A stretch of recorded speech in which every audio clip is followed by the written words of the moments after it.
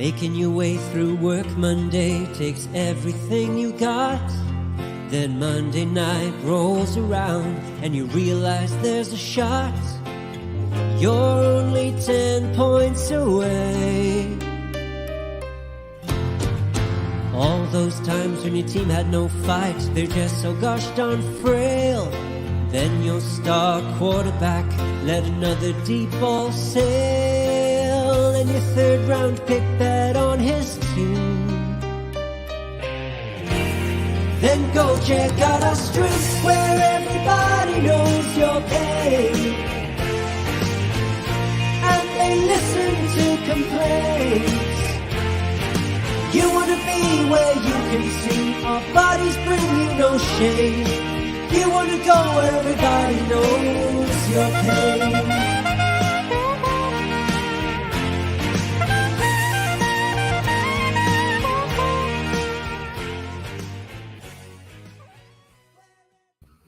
Welcome into another edition of the Dad Bod Fantasy Squad. I'm Rob, and I'm here with the one and only Mr. Alex. How you doing, buddy? I'm doing good, man. You know, it's getting to the weekend. So besides our little glitch start, it's okay. We're cruising. A little technical difficulties on my end, but we are up and running, and we are good to go. We are talking some AFC East, and I'm excited. We are going to get kind of cruising into this one, keep the momentum going. Some news, a little NFL news of the day. A couple things kind of popped out that the boys didn't get to yesterday, so we'll discuss them right now. Pacheco says he's absolutely going to be ready for week 1, and he's eyeing a 1,000-yard season. Alex, are you interested in this? I know him getting put on the PUP was kind of hit us. We were like, oh God, what are we doing with this backfield now? CEH back in the mix for us in fantasy football, but Pacheco says no, it's all his. Yeah, I think Pacheco gets when he's healthy, he's going to get majority of the touches. That just, as someone who has CEH still just sitting on the bench, there's no chance CEH is taking carries away from him unless he's injured. Yeah, I agree.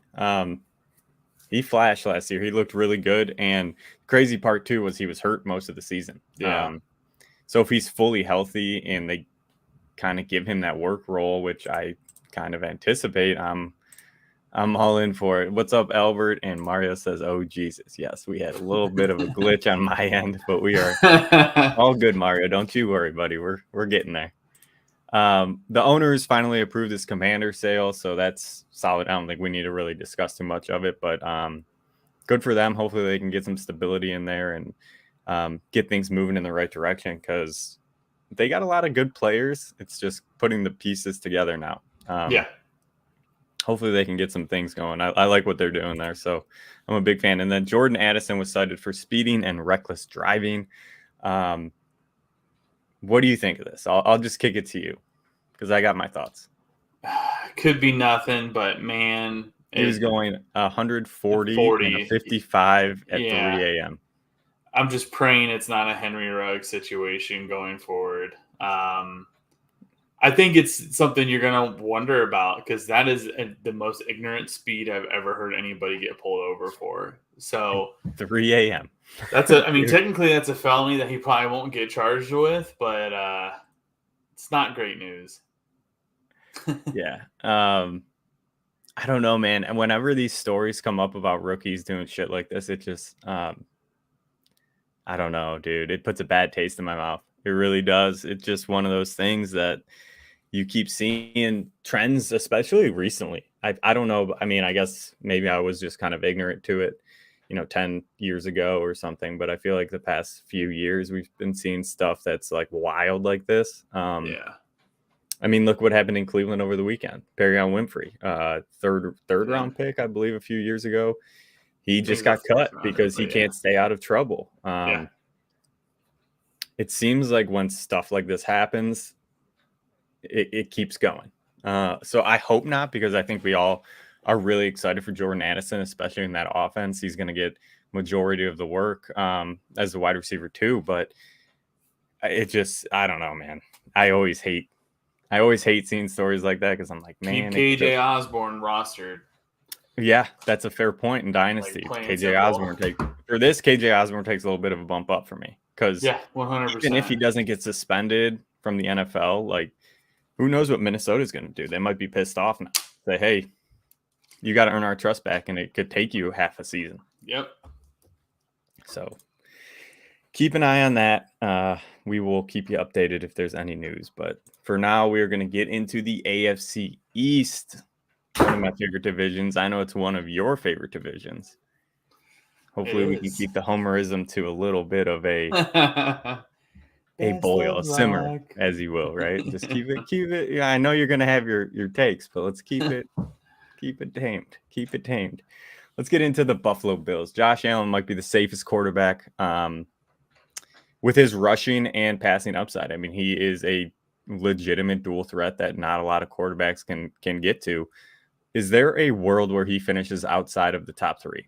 And would you use a second? I guess he's going in the second round, I would think. Are you willing to use that capital for Josh Allen? Yeah, I'm definitely willing to use. Yeah, if you hear that in the background, there's a crazy storm going on right now on my house. But yeah, I would take Josh Allen the second, no questions asked. I think he could finish outside the top 3, but do I think he finishes outside the top 5? No, I don't. I really don't see it. It could happen. The scary turnovers that you saw at the end of last season could turn into something. But that would have to happen, and he'd have to be rushing the ball a lot less. Yeah, that was kind of my thing, I guess, coming into, looking at Josh Allen this season. We know it wasn't as, easy for him last season as it was 2 years ago, right? Like there were some hiccups. Now they give him a couple more offensive weapons. Hopefully that makes things better for him. I think James Cook we're going to get into him. I think he's going to be utilized a little bit more in the passing game, I hope. But I'm with you. I don't see him not finishing inside the top 5. Like it's so unless there's an injury, but obviously we're not even talking about that. He's kind of locked and loaded. And I'm with you. I think second round capital is always scary on a quarterback, and I try not to do it, but he's one of the guys I'd be willing to do it for. Yeah. 100%. Talking James Cook, that's a great little segue. We're going to get into some James Cook and Dame Harris. These are a new backfield in Buffalo this year. James Cook, Dame Harris. We all know Allen's going to vulture some of those touchdowns around the goal line. Are you excited for either of these two at ADP? Cook is currently going 95th overall. That's like a 7th, late 7th, early 8th. Harris is 115th. He's going around mid 9th. Yeah, I don't like either of them. I think that they're just going to eat into each other's carries. I mean, Harris isn't great, but he's not terrible. He's more of a bruiser than James Cook is. I think Cook has potential, but he's tiny, and I worry when it comes to like injuries. He's arguably going to be, the smallest starting running back in the NFL. I don't love it. I think with Allen, Harris, and Cook there, those two running backs is if you're getting them in the, especially Cook like in the 10th round, I would do it personally, but I wouldn't take him as ADP. Personally, I wouldn't. Yeah, I think they're both risky, just knowing what we know about this Buffalo kind of running attack with Josh Allen. He's going to eat a lot of the yards. He's going to have a lot of that goal line work.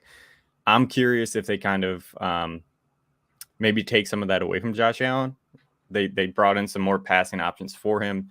I think they're going to want to utilize him in that way. I don't think they're going to want him to take those hits this season.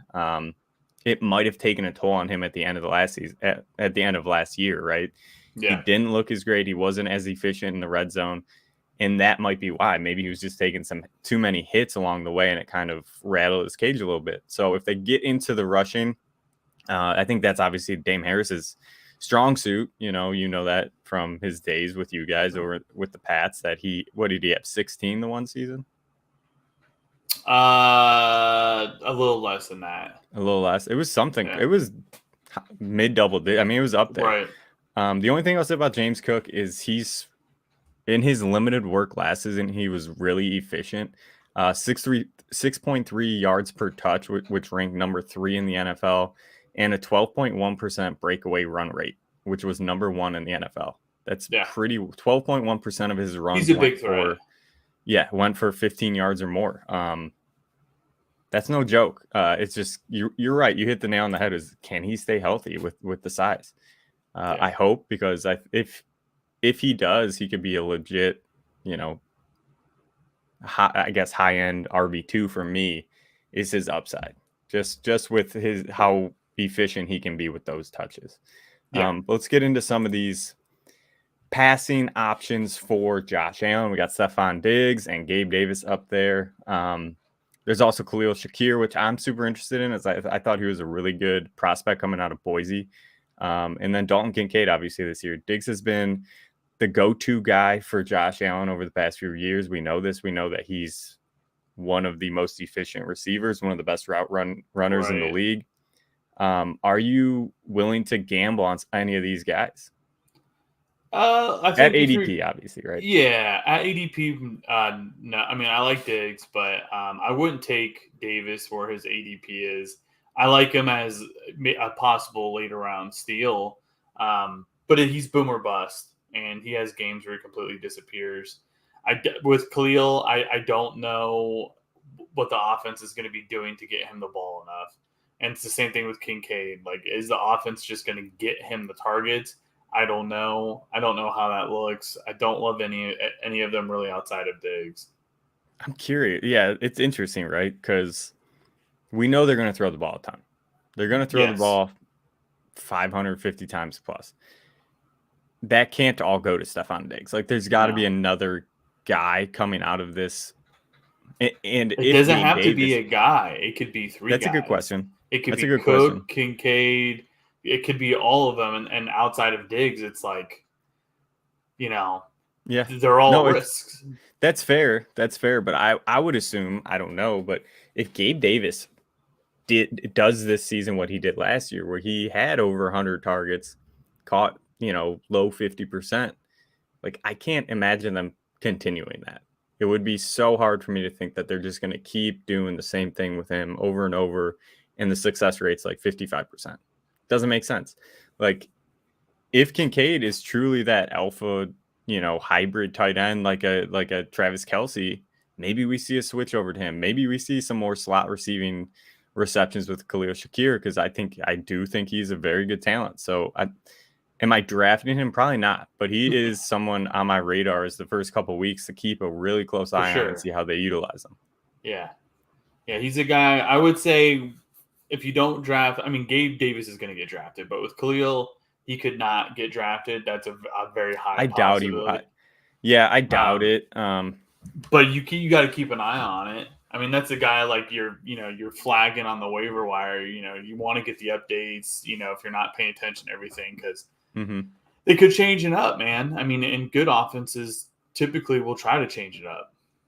Yeah, I'm going to keep a close eye on, how often he's on the field, his route participation, all that sort of stuff, because, if maybe the numbers aren't going to be the first couple of weeks, but if he's getting a lot of routes and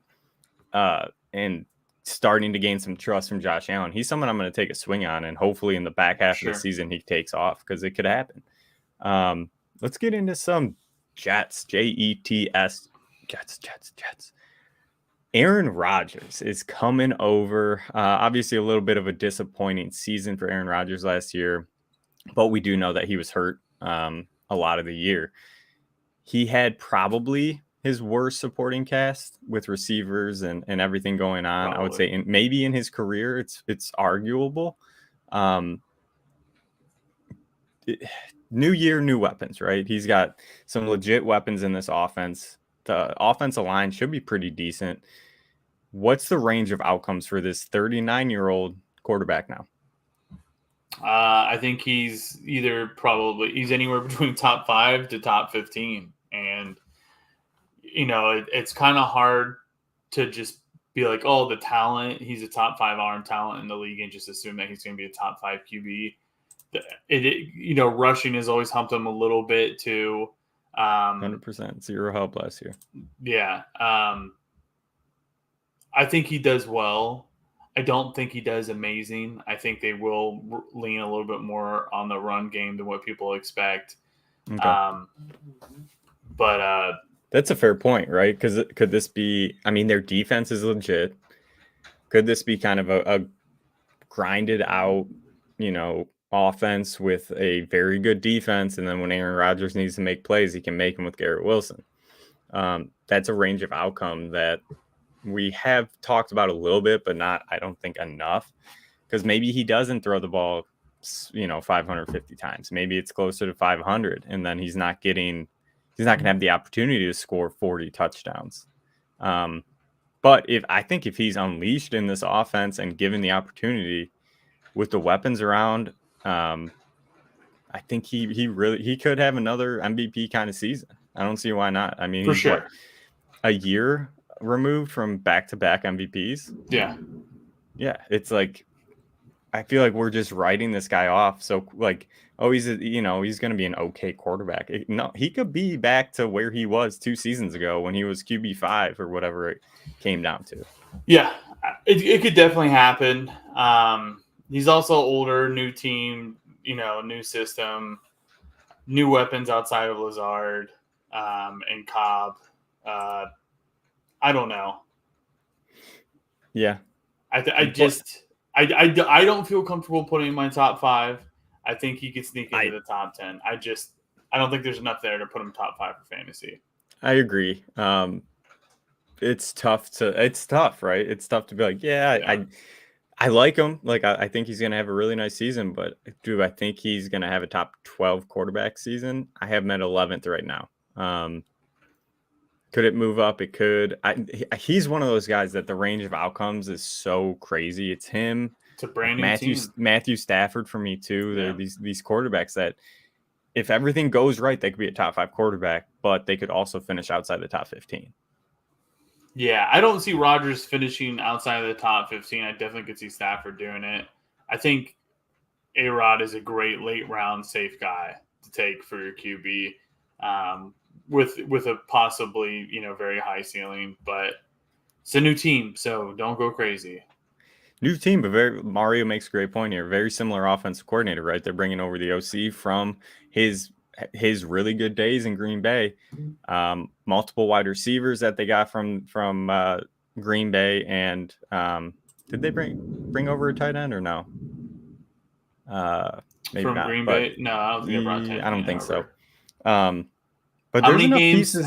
How many times did he have to play a bad Vikings defense, a bad Lions defense, and a bad Bears defense? It's fair. 6 points. times. 6 times out of the season, he played. There were some good Bears defenses. Yeah, even when they were crappy. And that's when he and Rodgers had better teams. Yeah. I think being in the AFC East is going to be a little bit different, but we'll see. I would not be surprised if he finishes QB4. I'm just not putting him there. Me too. I'm with you. I'm in the same boat with you. Like, I think we both see the upside of it, but not willing to take that gamble. I'm with you. Garrett Wilson showed just how dominant he can really be last season as a rookie. Now he has a future Hall of Fame quarterback throne. We just talked about some Aaron Rodgers. We know how he loves his wide receiver 1. Do you think he could finish inside the top 10? Yeah, I think it could happen. I think for that to happen, Rodgers would have to throw the football probably 500 times. I just think kind of how Mario touched on, he brought over players from the Packers and he's got chemistry for years with these guys. Yeah. Yeah, he did have that broken thumb. I don't. It's football. Every quarterback, every skill player plays with an injury every single season. Sorry to break it to everyone, but if you can, tell me an uninjured player, that finished last year. So, I know, but a broken thumb and you're throwing hands. Tough. Aaron Rodgers has had an injury every single season he's been in the league. I feel like his back, his shoulder, his elbow, his hand, his other shoulder. He guts it through though. But you get what I'm saying? So it's like I'm not going to base anything off of it having a little baby broken bone in his hand. Okay. But Garrett Wilson, I think, is amazing. I think he's super talented.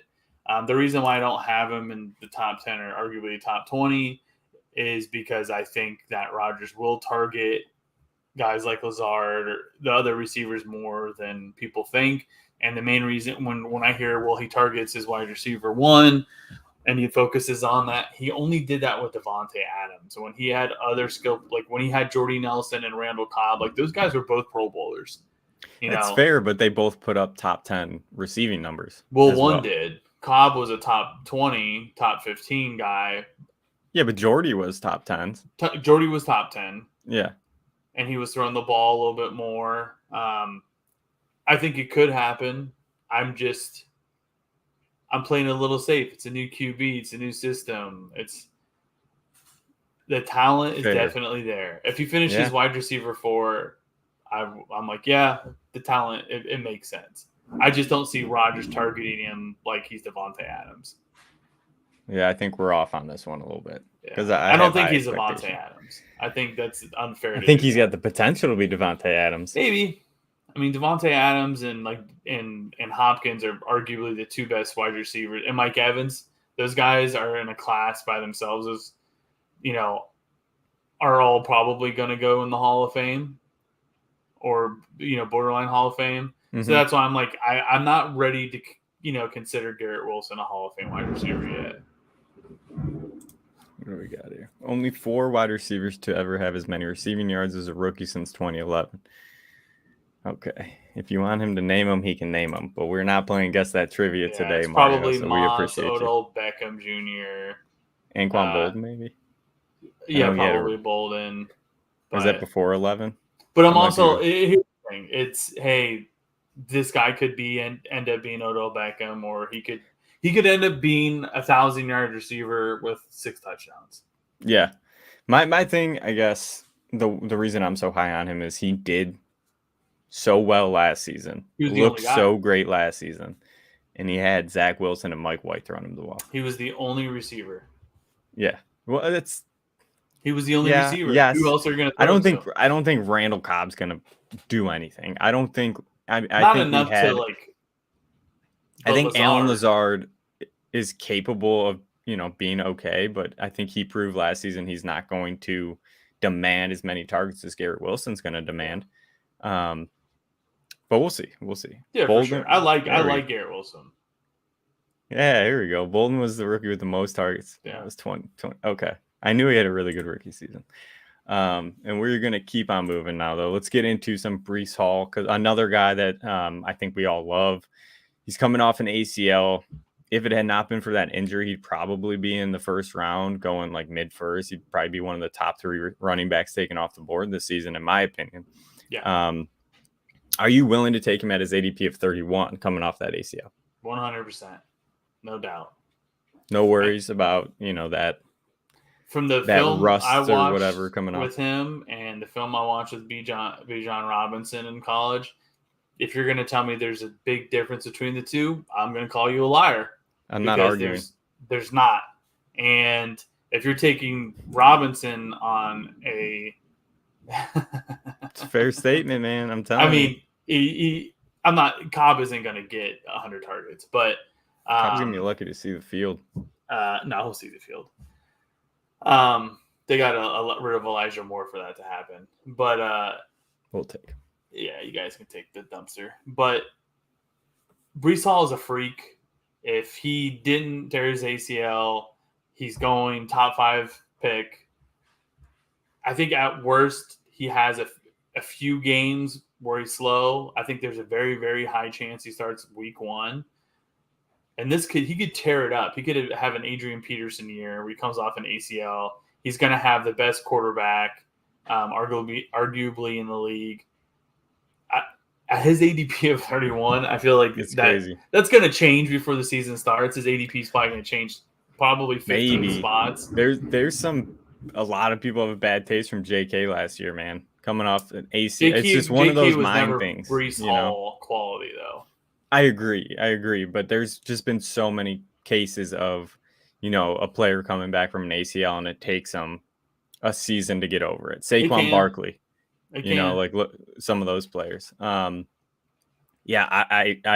don't disagree. I am willing to take him there all day. I'll go find, I'll get a Monty later in the draft. He can be my RB2 for a little bit. And yeah, the talent's there. He has every potential to be a top 5 back easily. This season, if he gets off to a slow start, that's how highly I think 100%. of him. He would, if he didn't get that ACL, he'd probably be my dynasty RB1 over Bijan.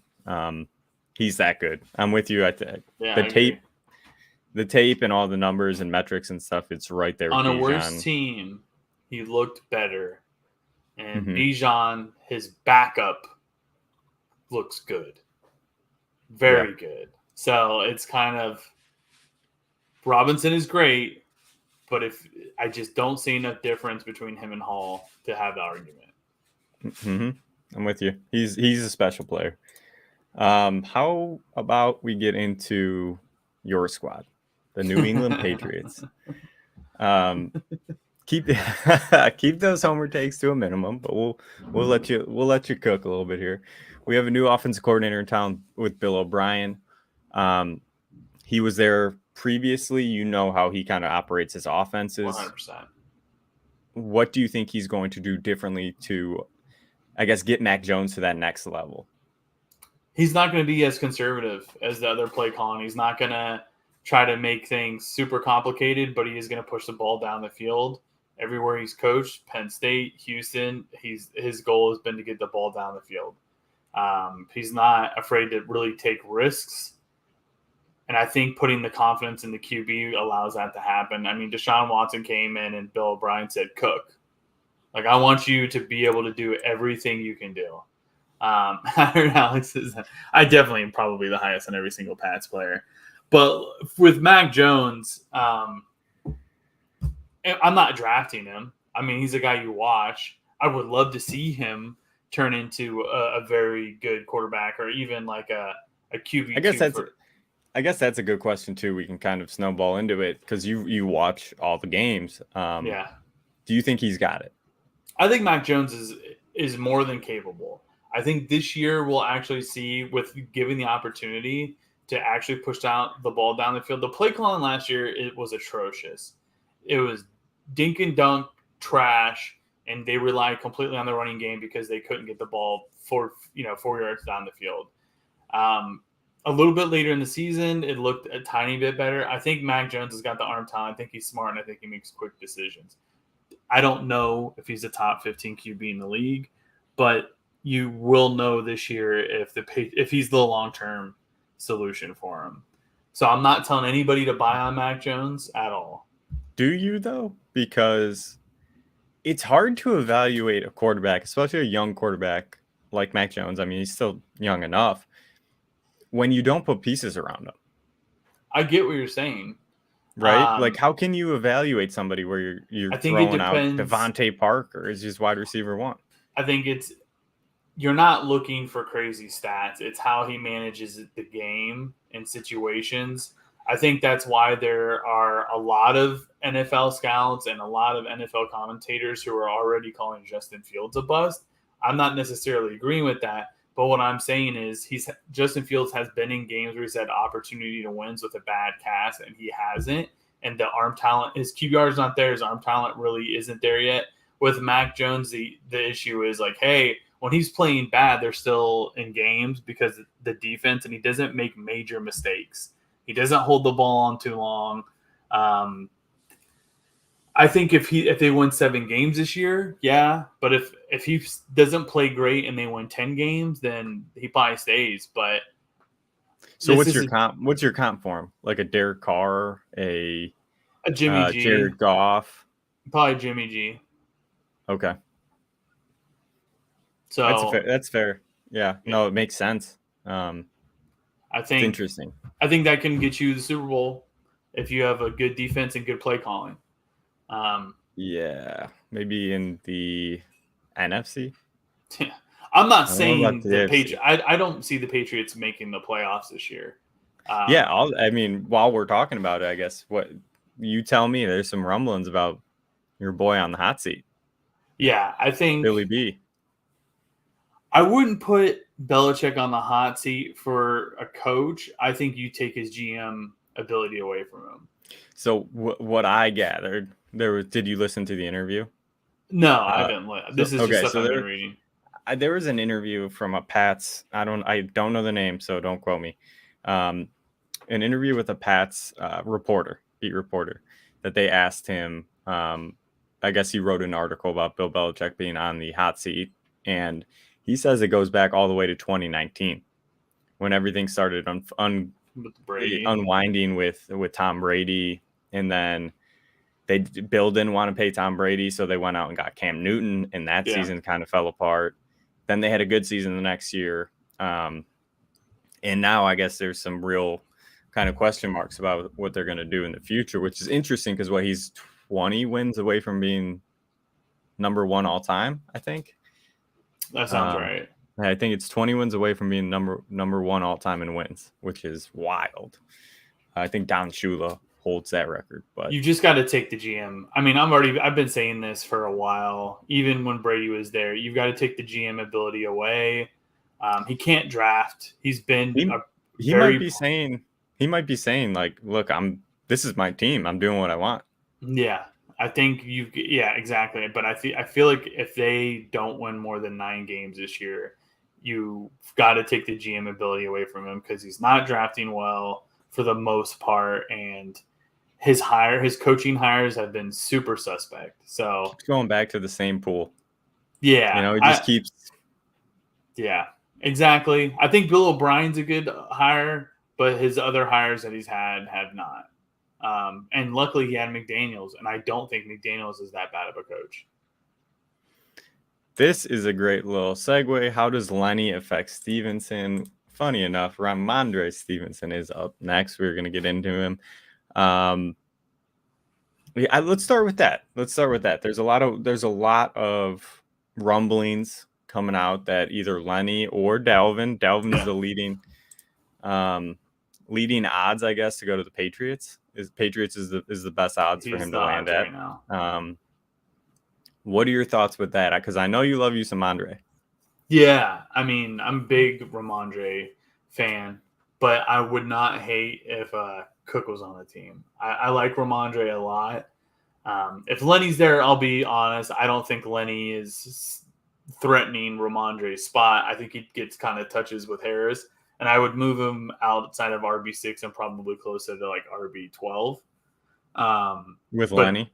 Yeah, but he's still a borderline low-end RB1 for me. I don't trust Lenny. He's old. He's got miles, and he's just inconsistent.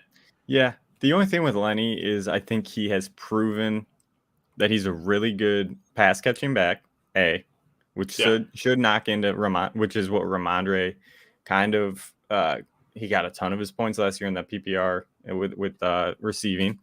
And then he's proven himself as a really good pass blocker. So if he takes kind of that third down role away from Ramondre, it's I don't think it's going to kill him. No. If Lenny goes there, for me, I'd probably keep where I'm at 14. That still seems, I'm probably too low on him as of now. But if Lenny goes there, I'd probably keep him right around 14. Yeah, if Dalvin Cook goes there, I don't know what I'm going to do. Yeah. If Dalvin Cook goes there, I'm moving Cook's rating down, and I'm moving Ramondre's down. I'm not touching it because, obviously we've talked about this a few times. We know with Bill Belichick offenses that these running backs kind of cycle through, right? You've talked about it a few times. You talked about it last season. That's why you were so high on Ramondre last season. These guys, he kind of keeps cycling through them 1 or 2 years at a time. So if someone comes in, I don't think it's going to kill Ramondre, but it's not, it's not good because they do like to utilize multiple backs. Yeah. There's usually, and they can make running backs fantasy relevant. Like we've had seasons with Deion Lewis, with James White, with LeGarrette Blount, Damian Harris, Sonny Michel. The problem is those guys usually have one season of fantasy relevancy. And that's what I'm saying was Ramondre's last year. Right. So it's usually either an age thing. where he got Blunt when he's older, he got Lawrence Maroney when he was a little bit older, or he just lets them go because he doesn't want to pay them, which the rest of the NFL is now taking the same course with, is they're just not paying running backs. It's just not worth it to them. So it does worry me if Cook goes there. If I have Ramondre in Dynasty, I'm not happy because the probability of him getting inside that top 10 again is going to be very slim just because of how the running back market is.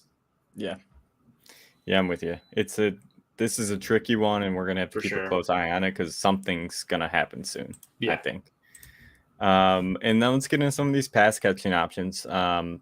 Obviously, there was a lot of hope that DeAndre Hopkins was going to land there. That didn't happen. So with that, we have kind of another mishmash season of receiving options. Mike Gesicki coming in from the Miami Dolphins. Are you high on any of these guys? Are you willing to take them and put them on your team? I think where I have Gesicki at 15, it's, you can get him probably in the last round of the draft. I like him probably a little bit more than Henry this year. The fact that they've already come out and said they're going to be using more 2 tight end sets this year, and they've been lining Gesicki out all over, on the outside, on the inside. So the fact that they're trying to utilize like his height and his speed for the tight end, and they're not really, trying to utilize him how the Dolphins did, where they were trying to use him more as like a pass blocker last year. I think there's some upside. Obviously, I don't put him in the top 10. I think for him to be in the top 10, Henry would probably have to get injured. But there's not a ton of receiving targets in New England. Outside of Juju, nobody else is really super threatening. Devontae Parker can't stay healthy. I like Thornton, but obviously we just don't know what that's going to look like this year. Do you like Juju for fantasy? Yes, I do. Okay. Can Mac Jones sustain multiple fantasy relevant players? I think so. Let's say top 36, because that's what wide receiver like 2 players level. In top 36.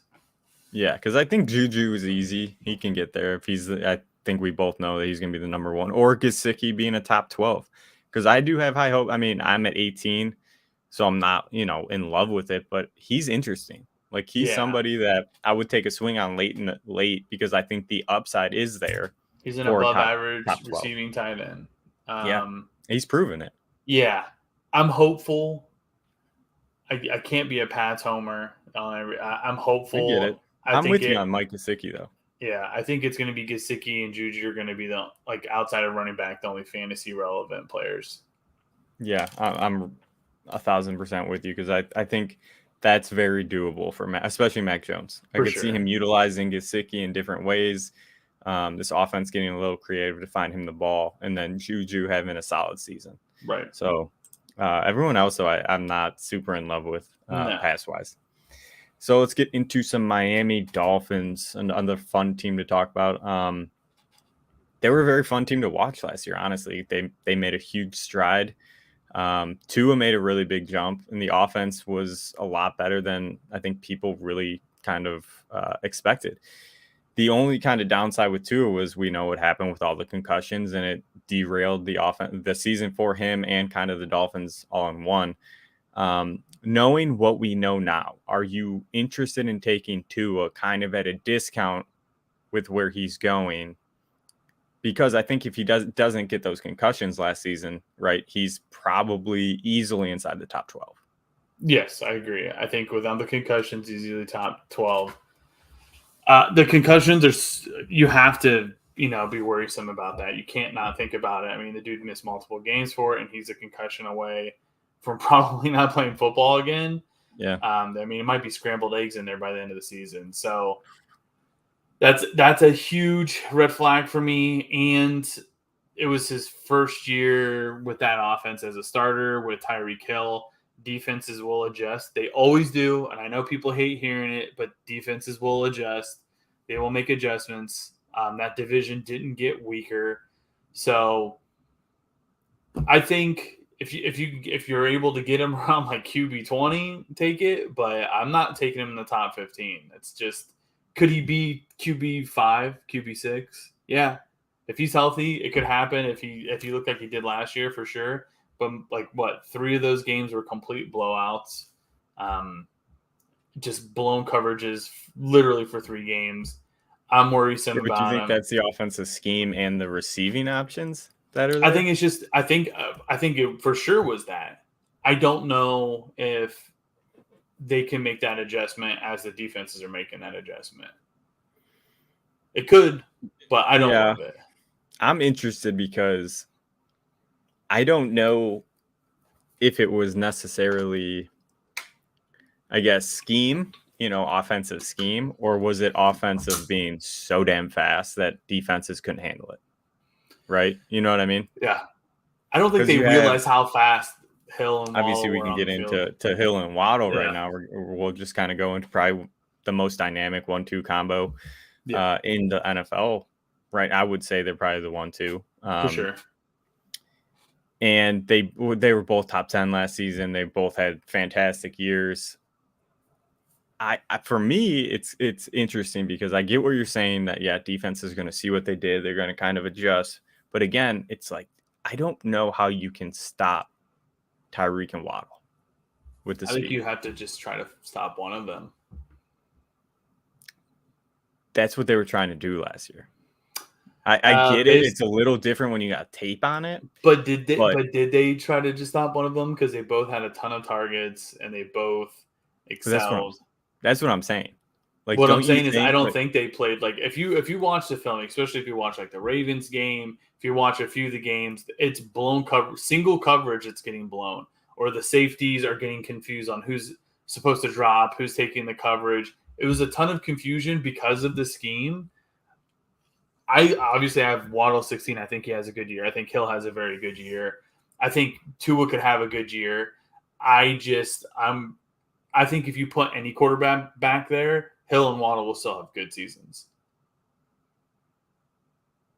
It's interesting. I don't know. They're just going to be there when the ball's in their hands. I wouldn't say any quarterback. I would say any decent quarterback. Yeah, because what they ran out there last year when Tua was hurt, they didn't look good. They still, I mean, you got to understand Tyreek Hill. Tyreek did. Tyreek was still targeted. Well, that's why I have Tyreek Hill higher than Waddle. Tyreek, in my eyes, is still a better receiver than Waddle. And I think we all do. I think consensus, the Dabod has Tyreek, I want to say wide receiver 4 maybe. Yeah. Jalen, we got him down at 12. I'm at 9, and I think I got Tyreek at 4. So I'm with you on that. That Tyreek I just don't see both in the top 10 this year. Okay. It happened, and it could happen again. I just don't see it this year. Both have good years, though. Just not 2 top 10 years. Fantasy Pros ADP is I don't love it this early. It doesn't of keep up with what's going on. If you want a better gauge at that, it's I can kind of pull up what we got here. You just there's the underdog no rushing ADP. Upside. Yeah, that's fair. That's fair. There's zero rushing ups. Yeah, I mean, if you what are you saying, he's going in ADP top 10. Let me pull up his ADP on underdog, which is 91. Actually, I could kind of organize this here for you. 91. I guess, he is going. I couldn't do it. He's going 10. That's pretty wild in underdog. I couldn't do it. No way. That's interesting. Yeah, I'm not taking him at top 10. No way.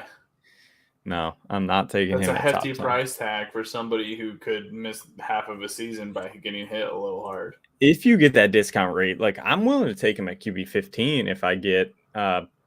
You taking later. Geno or you taking Tua? It depends on who my QB1 is.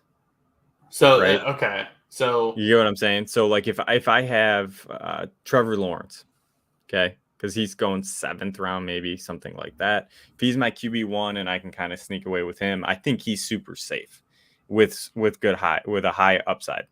I'm taking Tua because I think Tua Let's say out you of have Geno. Justin out of Fields. You taking Tua or Geno? Geno. Okay. See, I'm like kind of agreeing with you to where it's like they're so even that Yeah, like you could get I Geno get it. 6 QBs later, 5 QBs later. But I think it's because, well, it's obviously just kind of that safety net, right? Like Geno's a safety net, which he's going to be fine, but he's not going to win you weeks.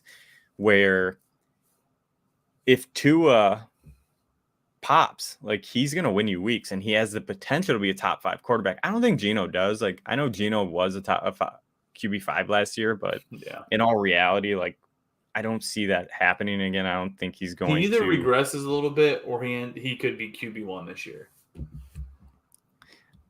That's a bold statement. Maybe not QB1, I but don't see that happening. QB3.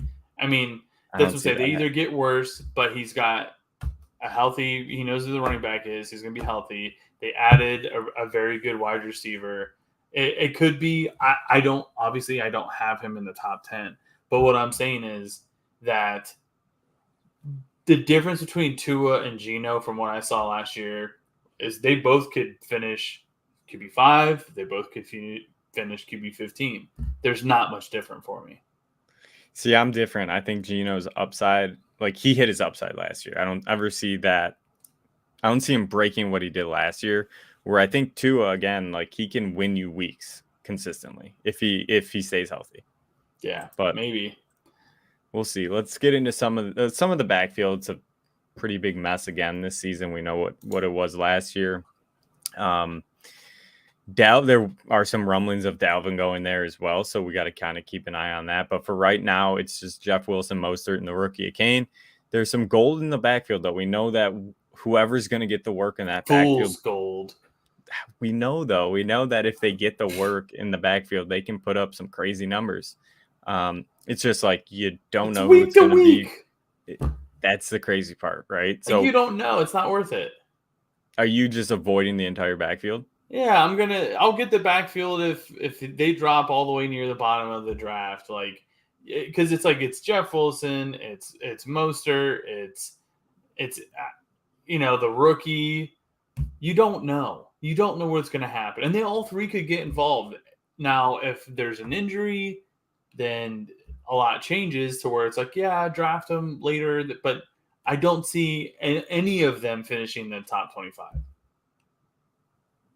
Yeah, that's fair. And I think, I don't know, it's a tricky backfield to kind of navigate, right? Like you're saying, it's just week to week. If you had to pick one, who's your pick? Out of those three? If Dalvin stays away. Mostert.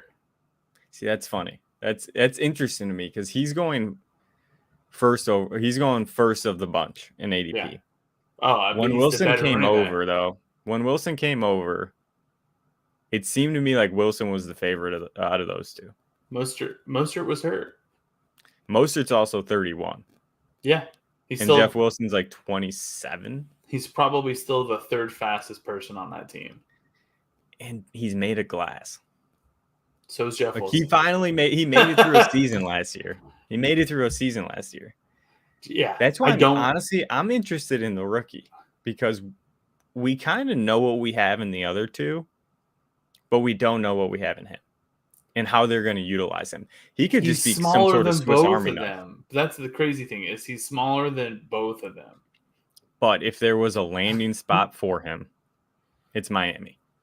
The crazy thing is they have 3 running backs that are all sub 4.40 guys, and they're all small. Mostert is the better running back. We don't know what was it, Akeen? A chain. What he can do. He's a blazer too, but he's also, Odell Beckham Jr. is bigger than him. Like he's smaller than we're starting receivers in the league. So that's tough. But Mostert is the better running back on tape. He hits the hole better, but he's made of glass. And Jeff Wilson, when he gets a chance, he looks good, and then he gets hurt. At one point, the Dolphins had 5 running backs, and they used them all. Yeah.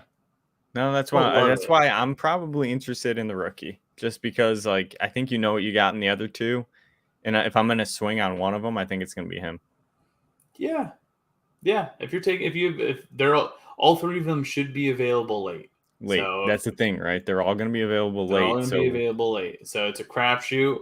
Dynasty wise, I get Akeem, but if I have to take a swing and it's we're 2 weeks away from the start of the season and Mostert's healthy, I'm taking Mostert. I'm with you, dude. I'm with you. This was a fun one, man. I like this division. This is one of my favorite divisions to talk about. A lot of teams that I honestly like a lot, like to watch. So, yeah. Any last thoughts before we head out of here? Just, the Mondre thing, don't get scared if Lenny gets there. It won't be an issue. You heard it here first, everybody. Yeah, don't bail on Mondre yet. For Alex, I'm Rob. Peace. Thank you for watching our episode. If you enjoyed this episode, please make sure you like and subscribe to our YouTube channel. If you aren't already following us on Twitter, check us out at DadBodFS. We'll be posting all of our best clips and videos to all of our social media: TikTok, Instagram, Twitch, Facebook, YouTube. You can find us on there at DadBod Fantasy Squad. Lastly, if you'd rather just listen, we make sure we post our audio of each episode on all the major streaming platforms. Stick with us all season long so together we can count our trophies and not our calories.